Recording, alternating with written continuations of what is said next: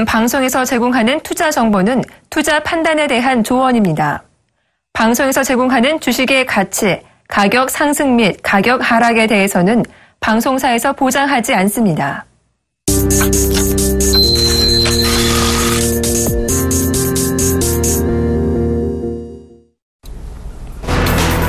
미국 중앙은행인 연방준비제도는 미국의 경제활동이 완만하게 확장되어 왔다며 현재 제로 상태인 기준금리의 연내 인상 가능성을 키웠습니다.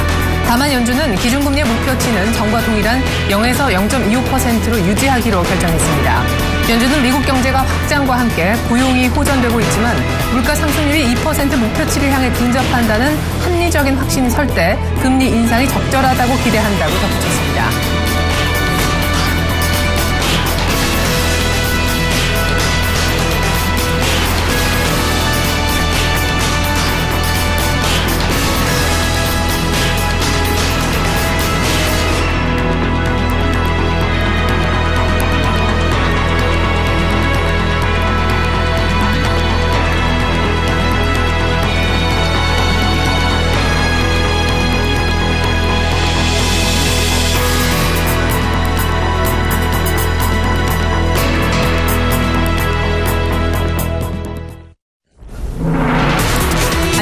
출발zen주아이드의 토요일입니다. 이번 6월 FOMC 사실 방향성보다 정도가 중요할 거다 이렇게 전문가들이 예측을 했었었는데 결과적으로 결과가 나오고 나서 미국 증시는 올랐습니다. 근데 많이 오르지는 못했거든요. 방향성, 그러니까 연내 기준금리를 올릴 것이다 라는 것은 그대로 유지했는데요. 하지만 정도에 있어서는 점진적으로 올리겠다. 이렇게 얘기를 했습니다. 결과적으로 시장은 조금 안도하면서 소폭 오르긴 했는데 사실 아주 강력하게 9월 달에 올리겠다라는 것을 시사한 것도 아니고 그렇다고 올해 안 올리겠다 이렇게 얘기한 것도 아니어서 이도저도 아닌 그런 결과가 된 것도 같습니다. 주식시장 측면에서는 그렇다는 얘기인데요. 일단 어설프게 끝이 난 뉴욕 증시 마감가 챙겨보겠습니다. 눈치 보면서 하락 출발했었다가 결과적으로는 일단 상승세로 끝나는 모습이었는데요. 거의 시가 부근에서 종가가 형성되면서 크게 상승폭을 키우지는 못했습니다. 그냥 하락을 돌려세우는 정도. 사실 이전에 기술적 반등이 있었었기 때문에 이후에 오늘 바로 이전의 밤 그리고 하루 뒤에 있을 이번 주 후반의 모습 상당히 중요하다라는 분석이 있었었는데요. 기술적 반등 이후에 아직까지 방향성은 이렇다하게 잡지 못했습니다. 3대 지수 모두 0.2% 정도밖에 오르지 못했고요. 이어서 유럽 증시 한번 보실까요? 유럽은 아예 이 결과를 듣지 못한 채 미리 끝나버렸기 때문에 모멘텀이 없는 상황에서 약간 더 흘렀다고 보시면 좋겠습니다. 물론 방향성이 크게 나타난 것은 아니었는데요. 그리스 문제를 해결질 유로존 재무장관 회담도 하루 더 있어야 결과가 나오기 때문에 프랑스 카크 지수의 경우 1%까지 밀리는 모습 나왔습니다. 네, 이어서 유럽 주가까지 보셨고요. 유가를 보시겠는데요. WTI는 그냥 소폭 조정을 받으면서 거의 보합권 정도에서 끝이 났습니다. 여름에 드라이빙 시즌에 수요가 많을 것이다라는 예측도 있었었는데요. 일단은 미국의 원유 재고는 많이 줄었는데 휘발유 재고가 늘어난 것이 역시 공급 과잉을 조금 자극했었던 모양입니다. 달러 가치가 주목을 받았었죠. FOMC 회의 직후에 달러 가치가 어떤 모습을 보였을까? 일단은 많이 조금 살짝 밀리는 그런 모습 보여줬습니다. 달러 인덱스가 95에서 약간 빠지는 그런 모습. 엔달러는 크게 영향을 안 받았는데요. 달러 유로는 조금 움직였습니다. 엔화와 관련해서는 BOJ 회의 결과가 또 내일 나오기 때문에 엔화의 움직임을 또 한 번 자극시킬 만한 변수가 아직은 남아있다. 이렇게 보셔야 되겠습니다. 향후 우리 시장 오늘 특별히 환시장의 움직임도 조금은 주목되는데 일단 1120원대 오늘 올라서기는 약간 어려울 수도 있어 보입니다. 오늘은요. 자, 그리고 어제 아시아 시장에서 중국장이 주목을 받았었죠. 중국 상해종합지수가 사흘 만에 급반등을 했습니다. 어제 비로소 21선을 깨지 않고 다시 돌려 세우는 모습이 나타났는데 어제의 반등이 다시 한번 재차 상승으로 가는 그런 스타트다 볼 수 있겠는지 저희가 잠시 후에 중국 시장 전망도 들어보겠습니다. 어제 우리 장은 외국인들이 여전히 팔았지만 2030선까지는 회복을 했고요. 코스닥이 오히려 거의 2% 가까이 급반등하면서 21선까지 빠르게 올라오는 멋진 양봉을 보여줬었는데 일단 오늘은 코스피에 대한 주목도가 더 높아지겠습니다. 외국인들의 여전한 매도가 FOMC 회의 직전까지 이어졌었는데 외국인들이 오늘 어떤 스탠스를 보여줄지도 궁금합니다. 출발zen주아이드 시작합니다.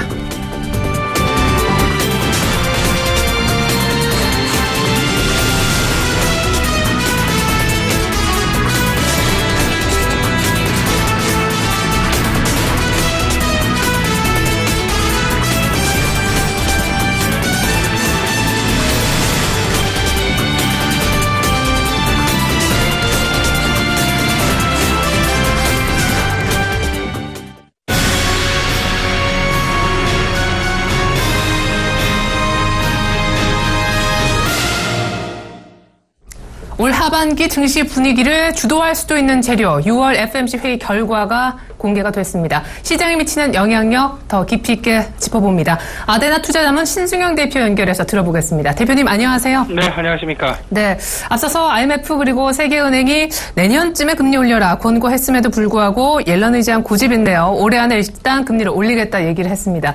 심지어 한 2번 올릴 수 있다 이런 분석도 간밤에 있었었는데 키는 역시 점진적으로 올리겠다 부분이 아니었나 싶습니다. 어떻게 보셨나요? 예, 일단 가장 중요한 부분 뭐니 해도 시장 내에 제대로 된 계속 이제 그 불확실성했던 부분들 과연 올릴 것이냐 안 올릴 것이냐라는 부분 옐런 의장 입을 통해서 실질적으로 확인이 되었다. 올해 안에 확실히 금리를 인상하겠다라는 그런 부분 시장 내 불확실성을 해소하면서 방향성을 확실하게 제시를 해줬다라는 면에서 일단 우리 시장 내 새로운 이제 변화를 모색할 수 있는 그런 부분들 나타날 수 있겠다라고 말씀을 좀 드려보겠습니다. 시장 다소간 안도감에 따른 랠리 가능성 분명히 있어 보입니다. 최일의 앵커께서도 앞서서 간단히 좀 말씀을 해주셨습니다만은 외국인들의 지속적인 일시적인 매도 국면 많이 나타났었는데 오늘 같은 경우 일단 그 매수세로 전환 가능성 매우 높아 보인다라는 그런 말씀 드려보고요. 이런 부분들 거래소에 있어서의 시장 수급상의 변화 부분 나타낼 가능성 있다라는 부분 염두에 두셨으면 어떨까 싶습니다.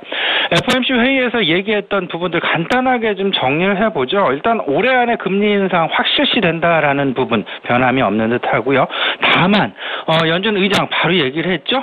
FOMC의 어떤 그 정책의 방향 부분은 경제 지표에 의존할 수밖에 없다라는 것. 경제 지표를 기준으로 기본으로 해서 만들어지고 있다라는 부분 다시금 확인해 주었습니다. 여기서 아주 공교로운 부분이 있었습니다. 경제 성장률에 대한 발표도 동시에 일어났었는데요. 경제 성장률 전망치 FOMC에서 전망하는 부분 실제로 기존에서 지금 현재 현행 다소간 좀 하향 조정했다라는 부분 기존 2.3에서 2.7%에서 1.8에서 2.0% 어쩌면 1% 후반대로 하향 조정했다라는 부분 이 속에서 우리는 조금 좀 새로운 시사점을 좀 발견해 봐야 되지 않을까 잠시 후에 좀 소개를 해드리도록 하겠습니다. 금리 인상 기조 계속 유지를 한다라는 그런 얘기했고요. 조금 더 좀 자세하게 말씀을 좀 드려본다면 좀 시장 내 전망 시나리오들 얘기가 많이 나오고 있죠. 7월은 일단 지금 현행 유지 가능성이 높아 보인다 하지만 9월하고 12월 두 번에 걸쳐서 각각 한 0.25%씩 그래서 연말에는 지금 현행 0.025에서 0.625로 0.5% 정도 각각 0.25%씩 증가를 하면 상승을 시키면서 0.625%가 될 가능성이 높다라는 부분 시장 내 많이 지금 얘기가 나오고 있습니다. 그리고 아울러서 옐런 의장이 이런 얘기도 했었죠. 2016년에 금리 인상의 금리의 목표치 그리고 2017년의 금리 목표치 얘기를 했습니다. 지금 2016년에 1.625%고요. 그리고 2017년에는 2.875%다라는 부분. 여기서 좀 저희가 좀 매우 심각하게 좀 생각해 볼 필요가 있어 보이는데요. 과연 FOMC의 그 존재 의미가 무엇인가를 다시 한번 우리가 좀 생각해 볼 지금 시기가 되었다라는 부분 좀 강조를 해드리고 싶습니다. FOMC가 기존적으로 만들어진 그 기능, FOMC의 그 주 기능은 물가 조절이다라는 것. 그렇다면 FOMC는 물가에 근거해서 통화 정책을 쓸 수밖에 없을 것이고 그 통화 정책의 기조에는 다시 돌려서 말씀을 드리지만 물가라는 가장 중요한 부분을 놓고서는 얘기를 할 수가 없다라는 것. 그렇다면 이런 의미는 빠지겠죠. 지금 이때까지 계속되는 디플레이션에 대한 우려감이 커왔었다. 그 커왔었음에도 불구하고 왜 금리 인상을 할까? 그 사이에는 어떤 부분이 좀 녹아있냐 하면 앞으로 인플레이션에 대한 가능성이 염두될 수도 있다라는 부분 이 부분에 대한 우리가 좀 생각을 아주 심각하게 해볼 필요가 있어 보인다라는 말씀 좀 드려보겠습니다. 예, 그래요. 경제 성장률을 하향 조정한 것도 일단 시사점이 있었다라고 하셨었는데 물가를 이렇게 좀 조절한 것, 일단 금리를 인상한 것으로 봤을 때 향후에 인플레이션을 우리가 대두할 것을 감안해서 전략을 좀 짜는 것도 의미가 있겠다라는 얘기셨는데요. 외국인 얘기 해보기 전에 혹시 FOMC 회의에서 조금 더 덧붙였으면 하는 말씀 있으신지요? 예, 그 부분에서 조금 더 말씀을 드려보면요. 지금 이제 그 FOMC에서 금리 인상을 하면 이제 서로 그 등식 관계가 성 성립되는 부분이 있습니다. 금리가 인상이 되면 달러화가 강세가 될 것이고요. 달러화의 강세는 곧 국제 상품 가격의 약세를 이제 만들어내게 됩니다. 지난밤에 있었던 최은희 안과께서 앞서서 간단하게 이제 WTI 가격의 변화 부분 말씀을 해주셨는데요. 일단 마감 가격은 약보합 수준에서 이제 끝났다. 하지만 FOMC와 관련된 발표되는 시장 초가 부분에서는 유가의 하락 부분이 크게 나타났었다라는 부분, 그 부분을 시장 내 어떤 안도감과 함께 유가의 다시금 하락세를 만회하는 그런 분위기가 나타났었다라는 것, 이 부분을 좀 생각을 해본다라면 FOMC에서 금리 인상을 하게 된다라면 유가의 하락이 나타날 수밖에 없다라는 것, 상품 가격의 하락이 나타날 수밖에 없다라는 것. 그렇다면 과연 FOMC에서 지금 현재 의도하는 바, 그리고 그 사이에 있어야 될 어떤 경제 현상들은 무엇일까 생각을 해본다라면요, 급속한 금리 변화의 가능성을 다소간 좀 완화를 시킨 채 이 속에서 경제 활성화를 통해서, 전반적인 경제 활성화를 통해서 국제 상품 가격의 다소간의 적절한 시가 형성을 유도하려는 그런 의지도 분명히 있어 보인다라는 부분. 그렇다면 여기서 다소간의 좀 결과가 좀 나올 수 있겠죠? 힌트가 좀 나올 수 있을 것 같은데, 국제 상품 가격과 관련된 업종들, 이 부분에 대한 관심을 서서히 늘려야 되겠다. 이 부분에는 원자재 부분도 있을 수 있고 비철도 있을 수 있고, 아울러서 석유화학 쪽에도 관심을 분명히 가져야 될 것이다라는 부분들, 좀 녹아있는 부분이 아닐까, 제 개인적인 의견 말씀드려봅니다. 예, 아주 재미있는 뒷얘기 해주셨어요. 점진적으로 금리를 올리면서 동시에 유가 등 상품 가격이 떨어지지 않도록 연준은 굉장히 신경을 쓸 거다라고 얘기를 하셨습니다. 때문에 유가는 급하게 떨어지거나 하는 일이 없을 거고 정유 화학 섹터는 좋지 않을까, 이렇게 또 힌트까지 주셨는데요. 외국인의 스탠스가 앞서 오늘 매수세로 돌아설 수 있을 가능성, 또 미국 증시처럼 우리도 안도랠리를 보일 가능성 언급하셨지만, 일각에서는 어쨌거나 올해 금리를 올린다라는 것이 확정되었기 때문에, 우리 또 앞서서 금리 내렸기 때문에 장당의 금리차, 각국의 금리차가 벌어져서 자본 유출은 불가피하고 외국인들 쭉 빠져나갈 거다, 전혀 반대 의견도 있습니다. 거기에 대해서 한 말씀 해주시죠. 네, 오늘 오히려 저는 좀 반대 의견도 한번 생각해 볼 여지는 있어 보인다라는 말씀 좀 드려보겠습니다. 일시적으로 금리 인상이 단행이 되게 되면 일시적인 유동성의 어떤 쏠림 현상이 나타날 가능성은 매우 높습니다. 미국 쪽으로 쏠릴 가능성이 높아 보이는데요. 하지만 그를 바탕 성장을 계속해서 유지하고 있는 이머징 국가, 그리고 아시아권 국가에 대한 투자는 지속될 수밖에 없을 것이다라는 부분. 이로 인해서 오히려 미국 내 금리 인상이 되게 되면 달러화의 강세, 그리고 이에 따른 미국 수출 기업들의 경쟁력 둔화, 따라서 오히려 일시적인 자금 쏠림은 미국 쪽으로 있을 수는 있겠지만 이내 짧은 시간 안에 다시금 글로벌 유동성을 팽창시킬 수 있는 글로벌 유동성으로 우리나라를 비롯한 전반적인 아시아권 국가로 자금이 유입될 가능성이 매우 높을 수도 있다라는 것. 오히려 수출 경쟁력이 우리 시장 입장에서는 확보될 수 있다라는 것. 이는 결국은 기업의 경쟁력을 의미를 하는 것이고, 기업의 경쟁력이 좋아진다라는 얘기는 실적의 증가세를 의미하는 것이기 때문에 전반적인 새로운 시장 내 균형점이 형성될 것이다라는 것. 이 부분 좀 염두하셨으면 어떨까 싶습니다. 전 이런 관점에서 본다면 지금 현재 일시적으로 어떤 유동성과 관련된 어떤 포트폴리오 조정이 있을 수는 있겠지만, 전체적인 중장기적인 차원에서의 포트폴리오는 분명히 균형 감각을 가진, 균형을 유지하는 포트폴리오 전략이 유효해 보인다라는 말씀 좀 드려봅니다. 미국을 제외한 다른 국가, 우리나라도 마찬가지였죠.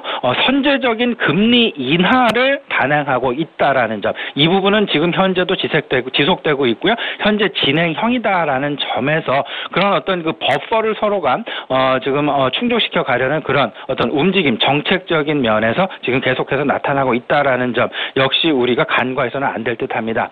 일단 우리 국내 기업들, 문제는 이제 환율의 이제 방향성이 되겠지만, 그 환율의 방향성은 일정 부분 결정이 되었다. 그렇다면 환율 변화의 속도 부분에 우리가 조금은 더 관심을 가져야 될 것 같은데, 여기서 가장 중요한 부분, 우리와 경쟁이 가장 심화되고 있는 엔저의 속도와 원저의 속도, 이 부분에 계속해서 있는 관심 유지해야 되겠다는 말씀 좀 드려봅니다. 네, 아주 재미있는 또 흥미로운 분석이셨습니다. 외국인들의 자금이 금리 높은 미국 쪽으로 일시적으로 더 쏠릴 수는 있겠는데 결국적으로 강달러의 미국의 수출은 안 될 거고 상대적으로 우리는 원화가 약세로 돌면서 우리 쪽의 수출은 더 도움이 될 거다 하셨습니다. 그럼 얘기해보신 그 부분을 얘기를 해보죠. 상대적인 달러 강세에 따라 원화의 약세, 엔화의 약세가 이루어질 텐데 일본보다 우리가 추가적으로 더 약세를 뗄 수 있겠느냐, 그 부분에 대해서는 어떻게 보고 계신지요? 이 부분에 대해서는 조금 좀 다소간 저는 좀 어두운 전망을 좀 피고 있습니다. 일본에서는 실질적으로 지금 현재 그 밝혀놓이는 아베 정권에서 계속되는 어떤 그 패팅을 계속하고 있는 그런 상황. 반면에 이제 구로다 총재 같은 경우 일단 완급 조절을 위해서 엔화 관련된 어떤 그 시사성 있는 발언들 지난주 후반에 좀 해본 바가 있었습니다만 그래도 그 방향성은 여전할 것이고요. 여기서 이제 그 완급 조절 분명히 다소간 엔화의 그 하락 속도와 우리 시장의 하락 속도, 우리 원화의 하락 속도가 결코 어떤 그 엔화의 하락 속도보다 가파라질 가능성은 좀 희박하지 않겠는가 이렇게 좀 생각을 하고 있습니다. 따라서 그 경쟁력이 상대적으로 좀 자동차 업종이랄지 이런 부분들에서 경쟁력이 일시적으로 좀 살아나기에는 다소간 좀 시간이 필요한 국면이 아닐까 이렇게 좀 생각을 하고 있습니다. 금리와 관련돼서 우리 정부 정책 관련한 얘기 또 한 가지 좀 덧붙일 필요가 있겠죠. 정부도 지난주 목요일 이제 한은에서 그 금리 인하를 단행을 했습니다. 지금 현재 기준 금리 1.5% 이때까지 우리가 보지 못했었던 초저금리 상황 계속 유지가 되고 있는데요. 이 상황에서 계속되는 얘기 나오고 있죠. 통화 정책 면에서 정부가 쓸 수 있는 정책은 거의 다 쓴 것이 아닌가. 그렇다라면 계속 말씀을 드리고 있는 부분인데요. 정부의 정책 선회 가능성도 우리가 분명히 감안해야 될 것이다. 통화 정책 쪽보다는 재정 정책 쪽에 무게를 둘 가능성이 매우 높을 것이다. 그 재정 정책 쪽에는 두 가지가 있을 것입니다. 정부 지출 강화 부분, 추경 예산의 편성이랄지 정부 지출 강화 부분이 있을 것이고 또 한 가지는 산업별 규제의 완화 부분이 있을 것입니다. 그 규제 완화 쪽에 대한 어떤 그 관심 부분 필요해 보이는 국면이다. 또 한 가지 덧붙일 부분이 있습니다. 정부 계속되는 그렇다면 이제 그 내수 소비 특히나 지금 현재 메르스 여파 때문에 내수 소비 사실상 전체적으로 불안한 것이 사실인데요. 이 부분 이제 그 조금 좀 수그러드는 그런 과정 속에서 수그러드는 그런 과정을 좀 기대를 해보고요. 그 이후에라면 계속되는 정부는 소비 진작을 위한 노력, 정부의 정책 방향이 진행될 수밖에 없다라는 것. 따라서 소비재 그리고 유통업종에 대한 지속적인 관심은 필요해 보인다라고 덧붙여서 말씀드리겠습니다. 네, 결과적으로 우리 대표님께서는 FOMC를 상당히 좀 긍정적으로 보셨던 것 같습니다. 엔저 우려는 좀 있지만 환율 측면에서도 또 외국인 수급 측면에서도 다시 한번 바이코리아가 재개될 가능성 얘기하셨고 추경도 기대를 하시면서 부문별로 산업별 규제 완화 얘기도 해주셨는데 그러면 시장 측면에서도 오늘 상당한 반등 그리고 향후 추가적인 반등이 나올 수 있다고 보세요. 최근에 거의 2000선까지 아슬아슬하게 지켰던 코스피잖아요. 네네. 지금 현재 시장 큰 그림에서 이렇다 할 어떤 그 모멘텀 없이 결국은 저 개인적으로 지금 기대하고 있는 부분은 7월 중순경부터 이제 시작되는 2분기 기업들의 실적 부분이 되겠습니다. 2분기 기업들의 실적. 여기서 이제 그 턴어라운드 업종이 가장 먼저 어느 업종이 나올 것이냐 그리고 이익의 개선 속도가 어느 업종에서 가장 빨리 나올 것인가. 이 부분 이미 시장 내에 서서히 좀 반영되고 있는 듯한데요. 그 가장 첨두에 쓴 업종이 뭐니 해도 경기 민감 업종 중에서는 화학 업종이 아닐까 이렇게 좀 생각을 하고 있습니다. 화학 업종 이렇다면 큰 조정 없이 지속적인 상승세 유지하고 있다라는 점. 이 부분 자체는 전체적인 제가 이제 앞서서 말씀드렸던 전체적인 그 소비의 진작 그리고 경기의 활성화 정책 더 나아가서는 아무래도 그 금리의 인상에 뒤따르는 금리 인상과 같이 갈 수밖에 없는 시장 내의 어떤 그 변화 부분 거시적인 변화 부분은 인플레이션일 수밖에 없다라는 거. 인플레이션을 인위적이라도 만들 수밖에 없는 그런 정부의 입장들 이런 부분들을 좀 생각을 해본다라면 경기 민감제에 대한 관심 가질 수밖에 없는 것이겠죠. 이에 따른 영향 화학 업종에서 그대로 나타나고 있다라고 봐야 될 것 같습니다. 전체적인 이제 그 시장의 방향성, 뭐 이제 미국 금리 인상에 대한 이야기 이제 어느 정도 마무리된 듯 하고요. 그 시장 내 이제 뭐 방향성 분명히 결정됐다 하지만 앞서서 말씀드렸다시피 이제 그 완급 조절이 분명히 있을 텐데 그 완급 조절의 어떤 그 속도 내지는 이런 부분을 무엇으로 감지할 것인가. 결국은 시장 내 하반기 주식 시장 내에 관심 화두는 두 가지로 귀착될 것이다라는 그런 말씀 드려봅니다. 첫 번째가 바로 환율이라는 부분이 되겠습니다. 환율을 가지고서 우리는 시장 내 어떤 그 통화 정책, 미국 금리 인상과 관련된 글로벌 유동성의 변화 부분, 환율 시장으로 급격하게 가장 빠르게 반영될 가능성이 높다라는 부분 꼭 우리 시청자 여러분들 마음속에 넣어두시고 환율을 가장 기초해서 모든 부분 생각하시면 좋지 않을까 생각을 말씀을 좀 드려보고요. 기업 모멘텀 관점에서는 뭐니 해도 2분기, 3분기 이어지는 기업 실적들의 변화 부분이 기업별 이제 그 모멘텀 부분이 될 것이다라는 부분들. 뭐 바이오 암만 좋다 하고 이제 화장품 좋다 해도 결국에는 실적이 뒷받침되지 않고 스토리만으로는 1분기, 2분기 이상 그 상승세가 지속될 수 없다라는 점, 이 부분 유념하시면 좀 좋겠다라는 말씀 좀 드려봅니다. 따라서 전체적인 균형 포트폴리오 경기 민감제 40에서 50% 내외 정도 계속 유지하는 전략 좀 필요해 보인다는 말씀 드려보고요.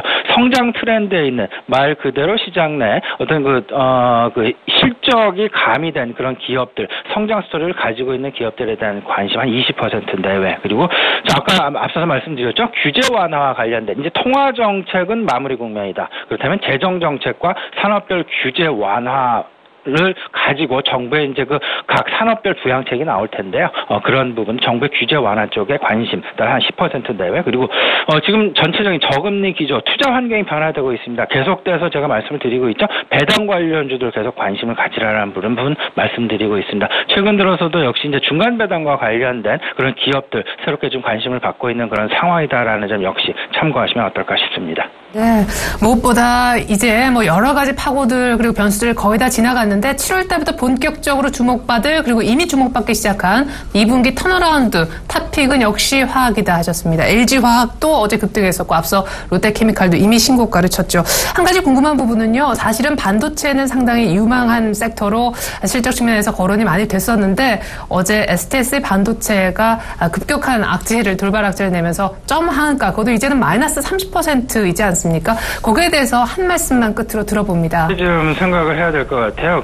무조건 뭐 좋다고 다 업종 내 다 좋은 것은 없다라는 거. 그리고 전체적인 뭐 SK 하이닉스도 마찬가지고 최근에 이제 그 삼성전자도 마찬가지고 전체는 뭐 반도체 업종에 뭐 대장주를 할 수 있는 그런 종목들 그리고 반도체 장비들 특히나 반도체 장비 같은 경우에는 어떤 그 편중 현상이 상당히 크게 나타납니다. 투자와 관련된 그 최상단에 있는 기업들의 투자와 관련된 그 부분들에 의해서 주가의 어떤 그 급등락이 결정될 가능성이 높기 때문에 이 부분 항상 예의주시하시고요.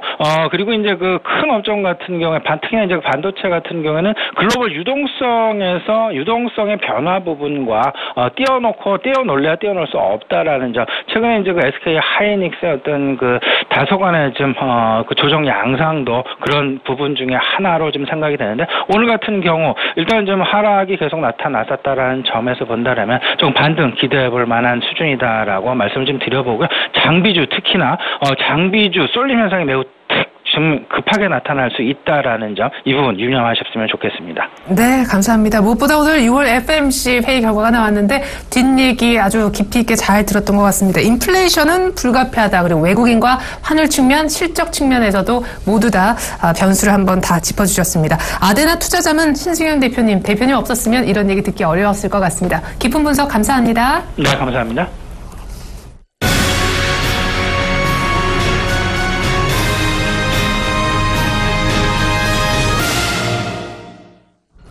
잘 가던 중국 증시가 삐걱거리고 있습니다. 연일 신고가를 내면서 승승장구하고 있는 중국 증시. 거품 논란도 있었지만 그럼에도 불구하고 오름세가 지속됐었는데요. 웬일인지 최근 들어 급격하게 밀리고 있습니다. 어제 반등을 주긴 했는데 급격하게 밀리는 원인, 향후 전망 들어봅니다. 오늘은 특별히 미중산업경제연구소의 조용찬 소장님 연결해서 얘기 들어보겠습니다. 소장님 안녕하세요. 예, 안녕하십니까. 네, 오래간만에 뵙습니다. 고평가 논란에도 불구하고 신고가를 여전히 그렸던 중국 증시였는데 어제는 물론 사흘 만에 반등했습니다만 앞서 이틀 연속 급하게 밀렸습니다. 원인은 어디에 있었나요?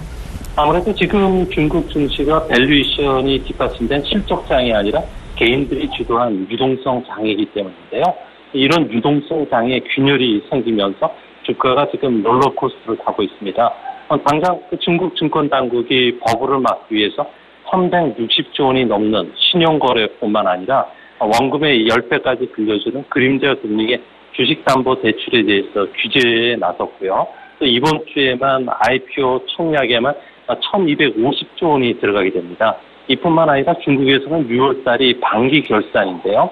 기업들의 자금난뿐만 아니라 은행권들이 그 금융상품 만기 도래에 따른 자금 확보에 좀 비장이 걸린 상태입니다. 이뿐만 아니라 장기 투자 목적의 전략적 투자가라든지 국부 펀드도 최근 주가가 버블이라고 인식하면서 차익 실현했던 게 중국 증시가 급등락했던 주요 배경이 됐습니다. 네, 기본적으로 실적 장세, 뭔가 펀더멘탈을 받쳐준 그런 주식시장의 지금까지 모습이 아니었고 개인들의 유동성 장세였는데 좀 빠져나가는 모습, 기관까지 차익 실현하니까 이렇게 급하게 밀릴 수밖에 없었다라는 얘기셨는데요.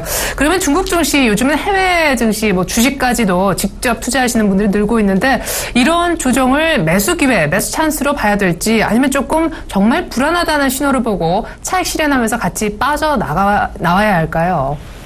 제가 중국 증시를 분석한 지가 한 20년 됐는데요. 네. 지금 현재 상황을 보면은 기술적 반등 정도에 그쳤지, 현재 장기적으로 주가가 상승하는 흐름은 아닙니다. 현재 주가 수준을 보면은 A 증시의 주가 수익 비율은 30배 정도인데요. 2007년 5,000포인트 당시와 비교하면은, 그 당시가 36배였기 때문에 상당히 낮다고 볼 수가 있습니다. 하지만 상하이 종합주가 지수를 구성하는 금융주가 전체의 29%를 차지하는데요. 금융주의 예상 주가 수익 비율이 12배인 점을 고려하면 에이징스의 밸류에이션은 2007년도보다도 2배 이상 비싸고요. 세계 주요 10대 시장보다도 3배 이상 고평가되어 있습니다. 이런 측면에서 봤을 경우에 아무래도 그 중국 증시와 관련해서는 투자 위험을 줄이기 위해서라도 차익 실현이 좀 불가피할 것으로 보여집니다. 네, 그래요. 차익 실현하는 것이 좋다. 기술적으로 봤을 때도 어제 받는 기술적 반등이라고 하셨었는데 사실상 금융위기 때보다 지금 더 고평가되어 있는 것이 사실이다 하셨습니다. 그 중국 증시도 내부적으로 순환매가 일단락됐다라는 분석도 있었었는데요. 좀 상승 파동도 거의 다 끝이 났다고 볼 수 있는 건가요? 네, 그렇습니다. 지금 기술적으로 보면은 철강이나 은행주가 그동안에 제일 못 올랐는데요. 이쪽까지 순환매하면서 주가가 일순환했고요. 또 파동 분석을 보면 상승 오빠가 마무리가 됐습니다. 여기에 거래량을 분출을 하면서 시세 분출 현상이 좀 지났고요. 또 이틀 연속 대음선이 발생하면서 본격적인 가격뿐만 아니라 기간 조정에 들어간 것으로 보여지기 때문에 그런 측면에서 봤을 경우에도 기술적으로도 좀 쉬어지는 시점인 것으로 보여집니다. 네, 중국 증시를 20년 동안 분석해 오셨던 우리 조영찬 소장님께서 중국 증시 최근 들어서 앞서 이틀 연속 밀리는 것은 확실히 차익 실현 사인으로 이제는 조정 국면으로 들어선다는 그런 신호로 읽었다 하셨습니다. 그런데 지난주까지만 해도요, 이거 중국 증시 5,000선을 넘은 상태에서 올해 6,000, 7,000선 간다 이런 아주 낙관적인 전망들이 있었거든요. 그 낙관론의 근거는 뭐였습니까? 아무래도 중국 정부 입장에서는 증시를 통한 그 소득 재분배 정책을 계속 펼치겠다고 밝혔고요. 증시가 좋으면은 기업 구조 조정하는 데도 좋고 지방 정부 부실 채권 정리에도 좋기 때문에 이런 측면에서 국가가 증시를 부양시키는 국가 강세장이란 말이 많이 나왔었습니다. 이 때문에 70% 투자가들이 향후 증시를 낙관하고 주식형 펀드 쪽으로 자금들을 많이 유입을 시켰는데요. 문제는 지수 7,000선, 만선 돌파와 같이 낙관적인 근거 없는 전망들이 계속 쏟아지면서 안정된 직장을 그만두고 전업 투자가로 뛰어든 사람들이 많이 일어났고요. 또 원금의 10배까지 빌려주는 주식담보대출로 인해서 사회적인 문제가 상당히 비일비재하게 일어났습니다. 이 때문에 역으로 지금 증시 조정의 빈미가 됐는데요. 이 때문에 주가 버블이 발생했던 5월 28일 날도 6.5% 폭락했고요. 월요일과 화요일도 5.4% 폭락하는데 급등락 장세가 앞으로도 당분간 계속 진행될 것으로 보여집니다. 예. 사실 시차는 조금 있었던 것 같은데 결과적으로 봤을 때는 MSCI 신흥지수 편입이 불발되고 나서 보류되고 나서 지금 중국 증시가 조정을 막 받기 시작했거든요. 어떻게 보십니까? MSCI 신흥지수 편입 불발에 영향이 조금 있었다 이렇게 보세요? 아무래도 그 부분들이 중국에 장기 투자하시는 장기 투자가들, 기관 투자가들한테는 상당히 충격이었는데요. A증시의 편입이 불발된 영향들을 보면 단순히 자금 유입의 그 차질이 빚는 것뿐만 아니라 중국 투자가들에게 중국 증시가 세계화시키기에는 아직 미개방됐다는 것을 보여줬고요. 또 투명성이 부족할 뿐만 아니라 불투명한 지배구조가 개선되지 않고 있기 때문에 그런 측면에서는 계속 높은 주가 수익비로 적용받을 수 없다는 점을 알려줬습니다. 이 때문에 지난주에 그 중국 중차가 성장되면서 6일 연속 34%나 하락했는데요. 구조 개혁과 관련된 주도주가 무너지니까 앞으로 중국과 관련된 개혁 작업에 대해서 그 시장에서는 좀 색안경을 끼고 보는 그런 모습입니다. 예, 그래요. 자, 상하이 종합지수 사실 올 들어 50에서 60%까지 급등했었고 또 그 가운데서도 최근 한 석 달간의 상승세가 도드라졌었는데 유독 다른 나라 말고 이 중국에서 버블 얘기가 자꾸 나오는 특별한 이유라도 있는지요? 네, 중국에서는 현재 그 자산 버블이 자주 일어나는데요. 이는 그 개인 투자가들의 그 미성숙도 있지만 연금 제도가 지금 정비되어 있지도 못합니다. 이 때문에 기관 투자가들의 역할이 상당히 미미하기 때문에 그렇고요. 또 증시 개방폭이 미미하기 때문에 외국인 투자자들의 그 참여가 상당히 적은 증시입니다. 이러다 보니까 개인들 같은 경우에는 증시 전체 거래대금의 80%를 차지하는데요. 기업 실적이라든지 재무제표에 근거한 가치 투자보다는 개인들이다 보니까 루머나 정책 움직임에 민감한 시세 추격과 투자 행태를 좀 벗어나지를 못하고 있기 때문에 그렇습니다. 중국도 선진국처럼 자유롭게 해외 투자라든지 채권을 사야 되는데 이런 걸 살 수 없다 보니까 과거에도 개인 잉여 자금이 부동산이나 예술품, 포도주, 농산물에 있기까지 투기화되고 있는데요. 이 때문에 2007년도에도 상하이 종합주가지수가 2124포인트까지 오른 뒤에 2008년 1년 만에 2000선이 붕괴되기도 했습니다. 예, 그래요. 10명 중에 개인 투자자가 8명, 외국인 1명, 기관 1명 이렇게 이루어진 시장이라는 얘기신데 좀 상상이 안 갑니다만 자본 시장 완전한 개방이 일단 근본적인 대책인 것 같네요. 앞서서 중국 증시가 이제 확연하게 조정 국면에 들어선 것으로 보인다 이렇게 분석해 주셨는데요. 최근에 중국 증시, 특별히 종목에 직접 투자하시는 분들도 적지 않으시잖아요. 방어적 차원에서 눈여겨볼 만한 종목 마지막으로 언급해 주신다면요. 네, 최근 들어와서 수급 동향을 보니까 전력이나 가스, 교통, 운송 쪽에 그 종목들을 많이 매수를 하고 있던데요. 보면은 이들 종목들은 고배당을 주는 그 전형적인 채권형 주식입니다. 이뿐만 아니라 구조 조정으로 인해서 실적이 턴어라운딩하는 기업이 많은데요. 이 때문에 이들 업종을 보면은 주가 흐름이 지수 움직임과 정반대, 그러니까 베타가 마이너스인 대표 종목들이 상당히 많습니다. 대표적인 종목을 보면은 전력 업종 중에서 중국 핵전이라든지 중국의 한전과 같은 그 서비스 회사인 중국 광동 핵전력그룹, 그리고 화된 국제, 고토전력 등이 대표적이고요. 교통 운송 업종 중에서는 그 따진철도나 광선철도가 있습니다. 특히 가스 업종이 유망하게 보이는데요. 차이나가스라든지 훈련 에너지와 같은 그 종목들은 증시 조정 시에 투자 매력이 좀 높지 않을까 생각이 됩니다. 네, 조정이 이제 본격화될 것으로 예상되는 중국 증시에서 살아남을 수 있는 방어 종목, 전력, 가스, 그리고 교통운송, 그중에서 철도 관련주 얘기해 주셨습니다. 오늘 특별히 중국 증시 분석은요, 미중산업경제연구소 조용찬 소장님의 분석으로 들어봤습니다. 분석 감사합니다. 네, 감사합니다.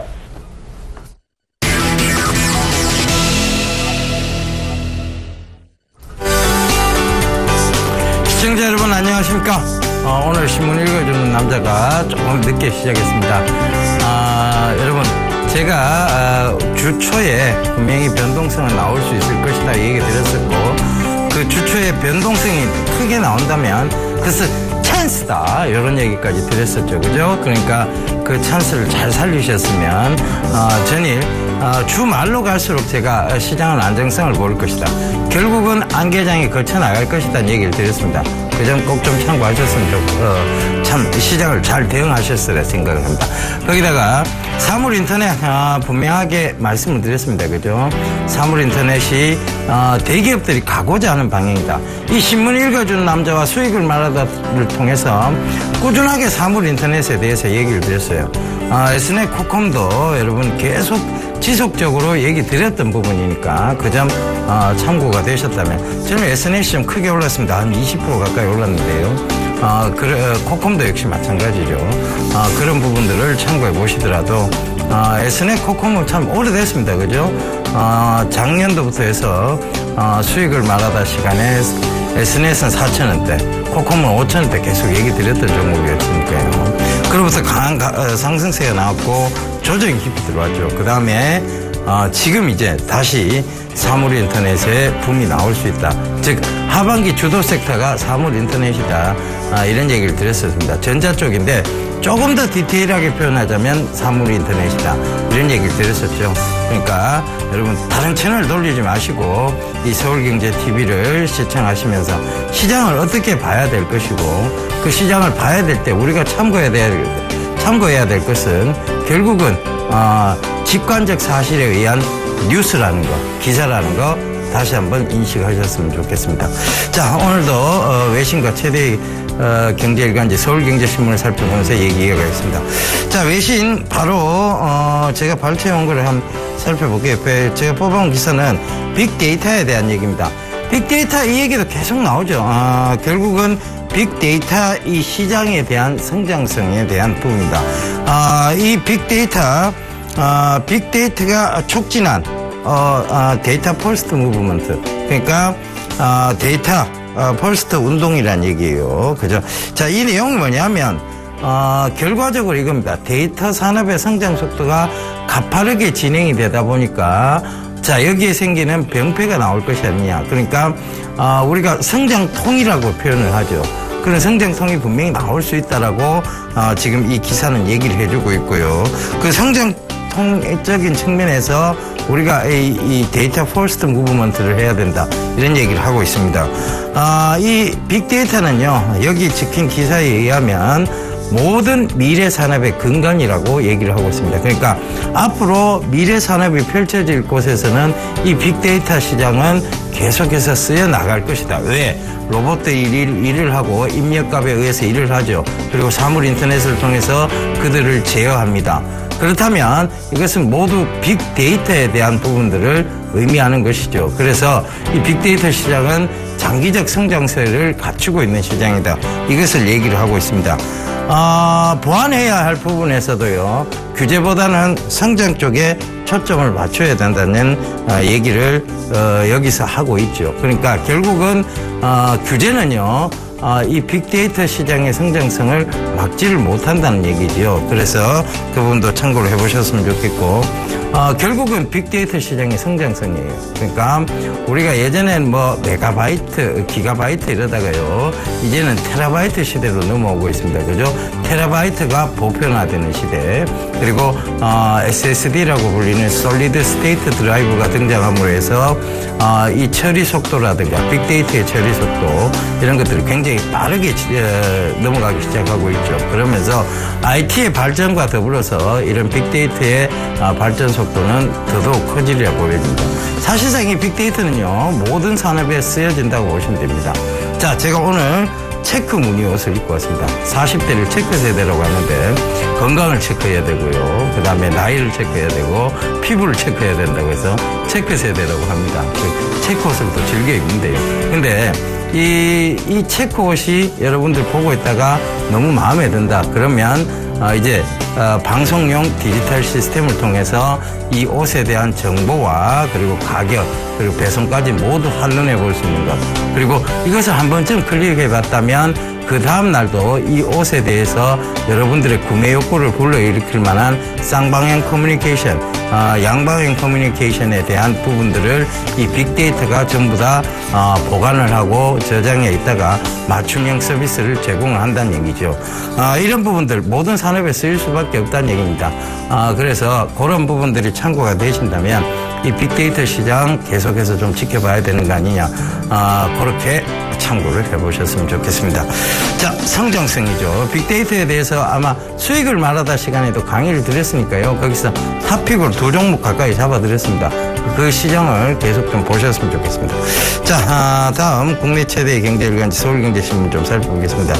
자, 고개 숙인 삼성서울병원장, 그죠? 자, 박근혜 대통령한테 깊이 고개를 숙이고 진짜 반성을 하고 있는지는 모르겠습니다만 깊이 고개를 숙이고 계시네요. 일단은 지금 메르스 사태 때문에 국내가 좀 뒤숭숭한 건 사실입니다. 지금 지역적으로 가면서 뒤숭숭해진 건 사실인데요. 자, 저는 제가 의사는 아닙니다. 그리고 연구하는 사람도 아니지만 제 생각을 좀 말씀드릴게요.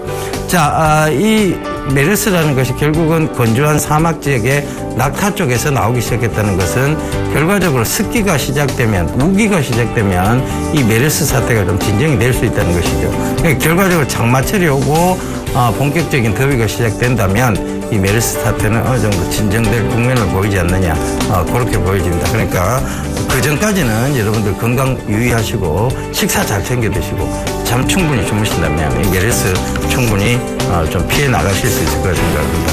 자, 신문 제가 발췌한 기사 살펴보도록 하겠습니다. 자, 주식이 돈벌이, 중국 중소기업들 본업 잊었다. 자, 중국 제조업 PMI 지수가요 예상치를 하회를 했습니다. 그러면서 이 제조업은 좋지 않은데 중국 증시는 폭등을 하니까 버블 아니냐 계속 버블론이 일어나고 있습니다. 거품 그죠? 그런데 지금 그 버블을 떠나서요, 미국이 이 중국을 견제하기 위해서 TPP라든가 이런 환태평양 이런 부분에 대해서 방안을 마련을 했었죠. 근데 결국은 부딪히고 말았어요. 그러니까 중국의 성장을 막을 수 없다는 결론이 나오기 시작했습니다. 그래서 이런 부분들을 살펴보더라도 중국은 더 앞으로도 좀 성장할 가능성이 있다. 이 기사를 제가 왜 살펴봤느냐 하면요, 최근에 레드로바에 대한 부분입니다. 레드로바가 중국 기업으로부터 피인수를 당했습니다. 어제 이제 전일 기사도 또 나왔었는데요. 그러면서 폭등세가 나왔습니다. 그 전에 제가 중국 기업들이 M&A 시장에 지금 뛰어들고 있다는 얘기 많이 들었죠. 그래서 중국 기업들은요, 지금 그들이 풍부한 주가 상승을 해서 돈이 지금 남아돌기 시작했어요. 그러면 지금 M&A를 본격적으로 시작한다면 한국 기업이 어떤 기업들을 사갈 것인가에 대한 부분들을 고심 있게 여러분들 한번 살펴보십시오. 게임 업체 뭐 이런 거에 대한 투자 벌써 있었습니다. 그 다음에 이제 콘텐츠 쪽으로 왔죠.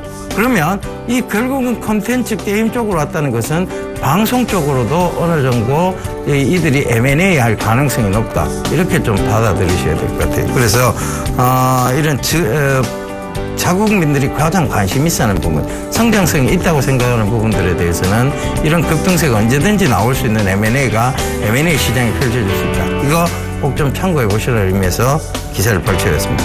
자, 그 다음 워크아웃 돌입, STS 반도체 코아로지 강한가. 자, 이걸 보면서요, 자, STS 반도체가 하루 만에 30%를, 그러니까 첫 하한가인데 결국은 보강그룹의 계열사죠, 그죠? 바로 이제 이슈만으로 좀 올라왔었는데, 삼성의 지배구조에 대한 이슈만으로 많이 올라왔었는데, 결국은 보강그룹의 계열사인데도 실적이 안 좋으니까 결국 워크아웃까지 펼쳐지는 상황이 생겼고, 그로 인해 코아로지까지도 또 워크아웃 쪽에서 하한가를 갔습니다. 피닉스 소재도 전일 하한가를 갔죠. 그런데 피닉스 소재는 워크아웃을 부인을 하고 있습니다. 그런데 자, 여기서 우리가 뭘 참고해 봐야 되느냐에 대한 부분입니다. 결국은 실적이 안 나오면 이렇게 언제든지 급락이 나올 수 있다는 것과 뉴스 하나에 마이너스 30%가 한꺼번에 갈 수 있다는 걸 생각해 본다면 지금 이제 실적 장세의 밸류에이션을 중점적으로 보셔야 된다는 얘기입니다. 원래 기대에 의한 것은요, 뭔가 하나 악재가 터져 나오면 그 거품이 훅 한꺼번에 풀어져서 꺼집니다. 그러니까 그 부분 참고해 보신다면 앞으로 실적을 꼭 좀 챙겨봐야 되는 그런 투자가가 되어야 되지 않느냐. 그 부분에서 기세를 펼쳐봤습니다. 자, 다음 화면 볼게요. 통화하면 영상 보내고 통역도 해준다.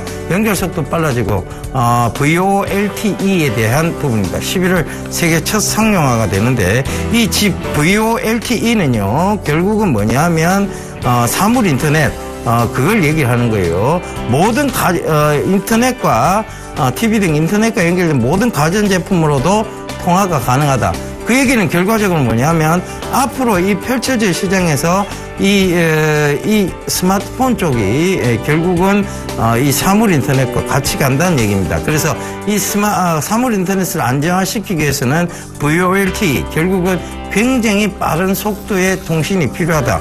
자, 그런 측면에서 보면 기가 인터넷, 스마일 쪽에서는 VoLTE 이런 쪽들이 굉장히 앞으로 성장성이 있을 수밖에 없다는 결론이 나오죠. 그래서 이런 부분들을 살펴보시더라도 통신 섹터 여전히 좀 주목해 보셔야 된다는 거 참고를 해보셨으면 좋겠습니다.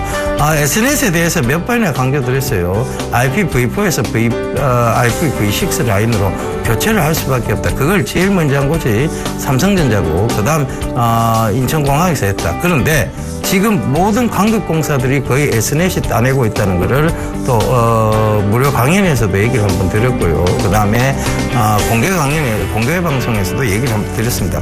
그런 점들을 살펴보시더라도 앞으로는 이 통신 네트워크 쪽에서의 어떤 성장성이 빠르게 진행될 수 있다는 거, 그리고 그들의 실적이 빠르게 개선될 수 있고 밸류에이션이 부각될 수 있다는 거 다시 한번 참고해 보셨으면 좋겠습니다.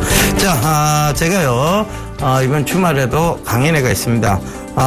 주제는 상한가 편동폭의 확대에 대한 대안은 확신 투자다. 이 얘기를 좀 드리고자 하는데요.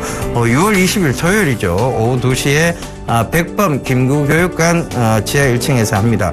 6호선 효창공원 앞역 1번 출구 나오시면 도보로 한 700m 정도 걸린대요. 그쪽으로 오시면 되겠습니다.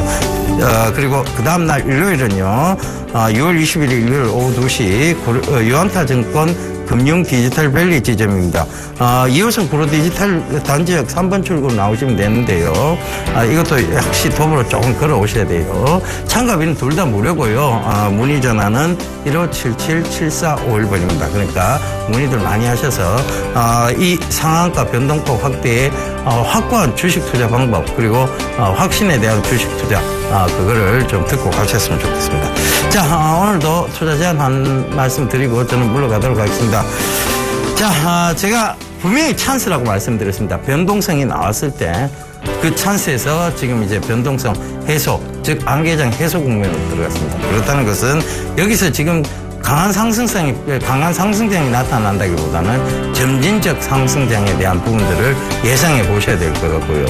그 중에서도 특히 종목 장세로 좀 집중 전략의 펼쳐 나가시는 것이 유효하다는 것 다시 한번 강조드리도록 하겠습니다. 여러분 오늘 하루도요 성공 투자하시고 저는 내일 다시 인사드리도록 하겠습니다. 감사합니다. 예병군이었습니다.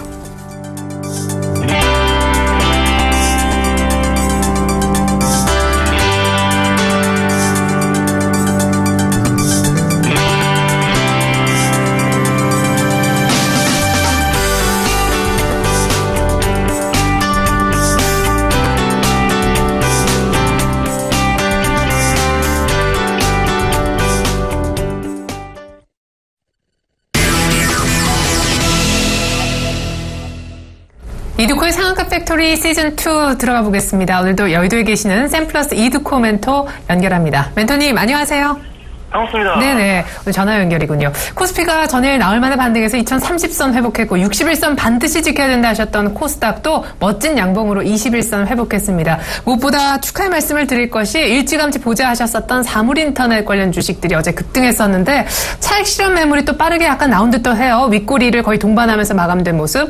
혹시 어제 관련주들 일부분 현금화 하셨는지도 궁금합니다. 축하 말씀 드리겠고 사물인터넷 관련된 전략까지 들어보겠습니다. 네, 갑자기 사무실 컴퓨터가 지금 좀, 파워가 좀 나와갖고. 그래요? 당황스러운데. 네네. 일단 어제 같은 경우 상당히 좀 말씀드렸던 주 후반으로 갈수록 체크 포인트들, 하나하나 잡히고 있는 그런 상황이죠. 지수 하방은 2010포인트다. 상방은 2100포인트 부근까지는 열려 있다라고 좀 말씀드리면서 조정 시 매수 관점도 말씀을 드렸던 부분이었는데, 일단 그제 2008포인트까지 하락 후에 바로 이제 전일 되돌리는 모습들 상당히 괜찮았던 흐름이었다라고 볼 수가 있겠고요. 자, 중요한 것은 코스피 시장에서 이런 상승과 하락의 패턴의 흐름들 지속적으로 이제 주 후반으로 갈수록 강하게 좀 나와줘야 된다는 것이 되겠습니다. 일단 현재 구간 큰 급등락보다는 옆으로 기면서 개걸음의 모습들, 그러니까 단기적인 수급 이평선인 5일선을 끌어내리는 작업들이 확실하게 좀 나와줘야 그런 어떤 에너지를 응집할 수 있는 그런 패턴이기 때문에 현재 저항으로 작용하고 있는 5일선에 대한 지지로 전환이 될 때 상승과 하락 반복될 수 있다라는 점. 그래서 이제 계속적으로 옆으로 기는 패턴들이 나와줘야 에너지 응집형의 패턴으로 변환된다라는 부분들 참고를 하시면 좋을 것 같습니다. 자, 어제 이제 코스닥 지수도 좀 말씀드렸던 61선 지지 패턴이 좀 정확하게 좀 나와주었죠. 코스닥 지수 살아있는 상황이라면은 61선은 반드시 이탈되면 안 된다.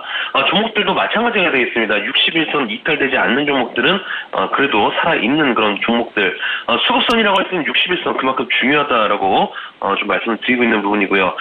일단은 61선 이탈이 안 된다고 했을 때 계속적인 바닥주들, 그러니까 상승의 연속성이 있는 종목들보다는 바닥주들을 매매해야 가격 제한폭의 변경을 오히려 기회로 삼을 수 있다.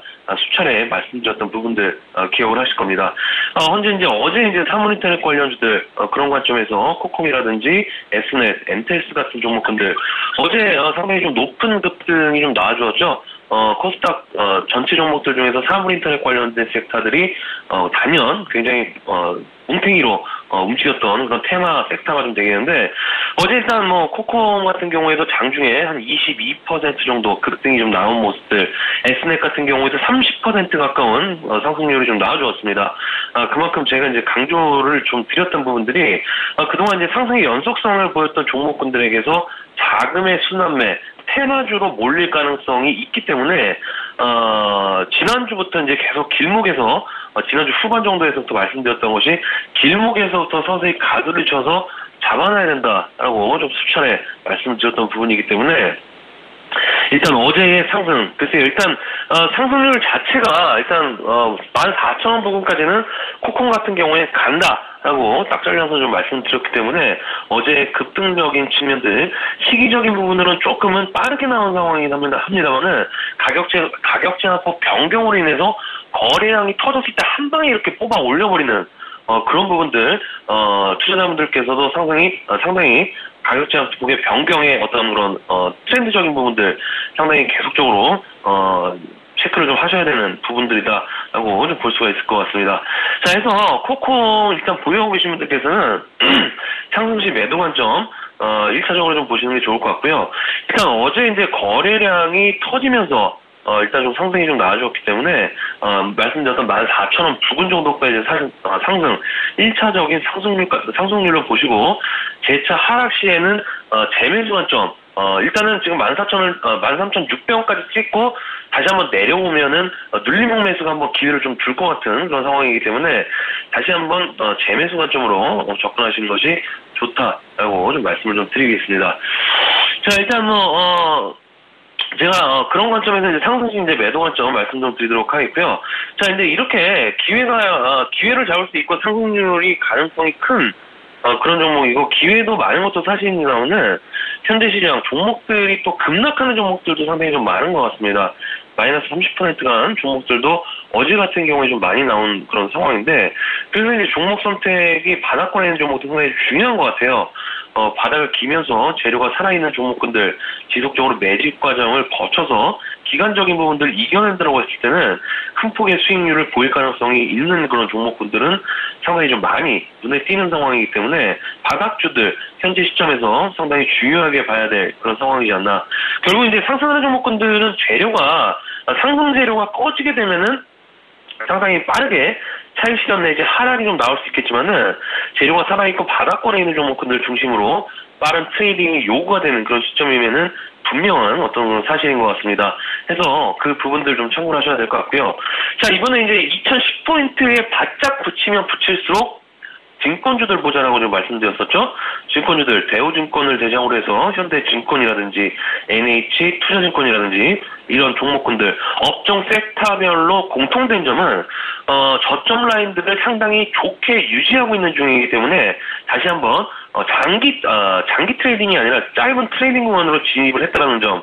하지만 이제 분명한 사실적인 측면은 앞서서도 말씀 좀 드렸지만은 이번 반등이 기술적 반등이 나오고 지수도 어느 정도 저항으로 작용하고 있는 5일선을 안착하면서 상승하는 측면들이 나오면서 증권주들 상승하는 모습들이 나올 때, 이때 이 증권들이 2차, 3차, 4차 상승적인 측면들이 아니라 기술적 반등, 그러니까 트레이딩 관점으로 보셔야지 장기 투자의 관점에서 롱런의 포인트로 접근하시면은 안 된다라는 점 상당히 중요한 그런 부분이지 않나 싶습니다. 자, 해서 이러한 자금의 순환매적인 측면들, 사실 앞에서도 좀 말씀드렸지만 상당히 익사이팅하게 움직일 가능성이 있는 그런 종목군들이 상당히 좀 많이 있을 것 같습니다.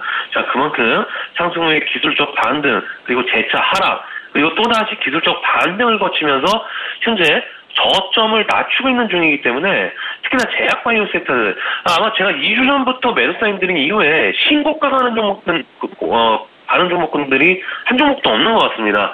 자, 그만큼 현재 저점을 낮추면서 가격적인 부분들이 낮아지고 있는 그런 상황이기 때문에 앞으로도 그럴 가능성이 높다라는 점.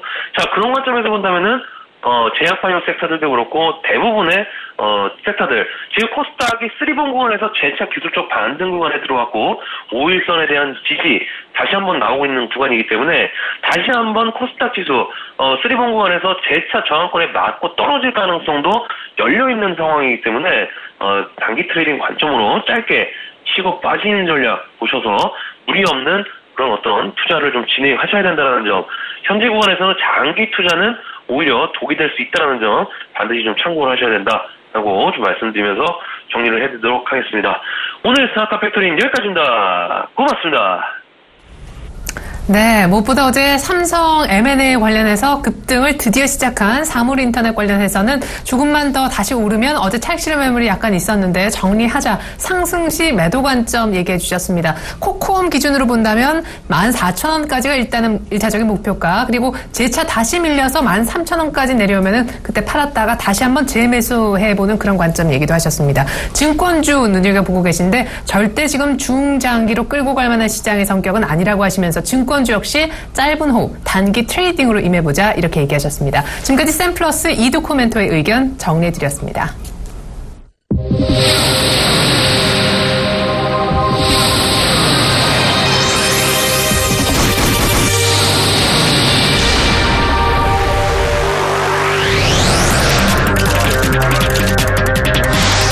종목 고민 한 방에 날려드린다.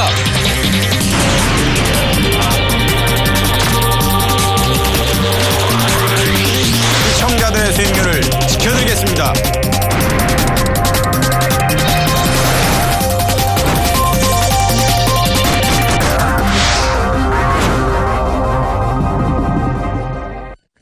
네, 6월 FOMC 미국의 회의가 이제 끝이 났습니다. 결과를 놓고는 외신에서 그런 보도를 하고 있다고요. 특별할 것은 없었지만 그래도 상당히 적정했다라는 평가를 내리고 있는 모습입니다.